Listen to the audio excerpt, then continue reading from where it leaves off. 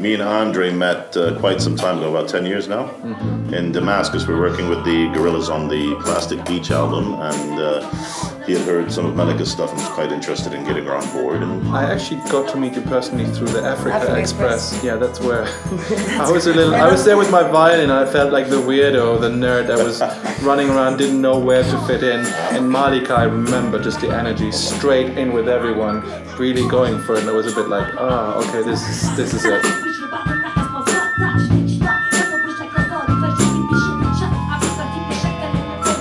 I was exposed to hip-hop music when I was 15, and I really loved how it didn't just talk about love and heartbreak like other music does. It really spoke about problems of the society, things we really live. So I really related to that, and I loved the power it had.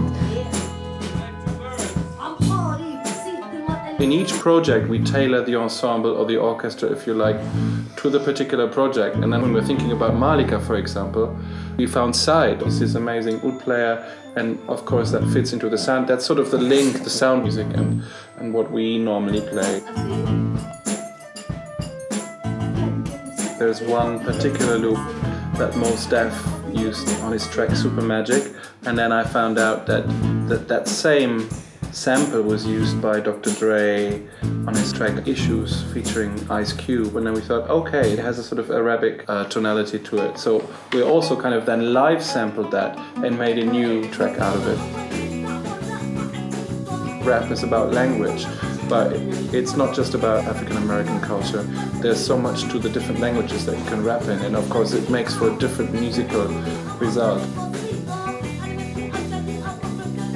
I'm one of the very first female rappers in the Arab world, so I had problems at the beginning. My parents were completely against that. They were like, you're an Arab and Muslim girl, what are people gonna say about you? So I used to cover my face when I'd get on stage in the beginning so that nobody can know me, because Beirut is so small, so everybody knows everybody. Right after the show, I'll go and change my clothes and stand in the crowd so people would actually tell me about that girl that was rapping. But then it all became very well. Like, my parents appreciated what I was doing because they saw there was a message, that there was no disrespect for where I am from, or there was a lot of knowledge in what I do.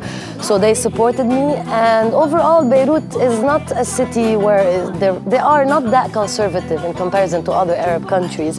So on the contrary, people really loved what I was doing, really supported me, especially for the fact that I was a woman.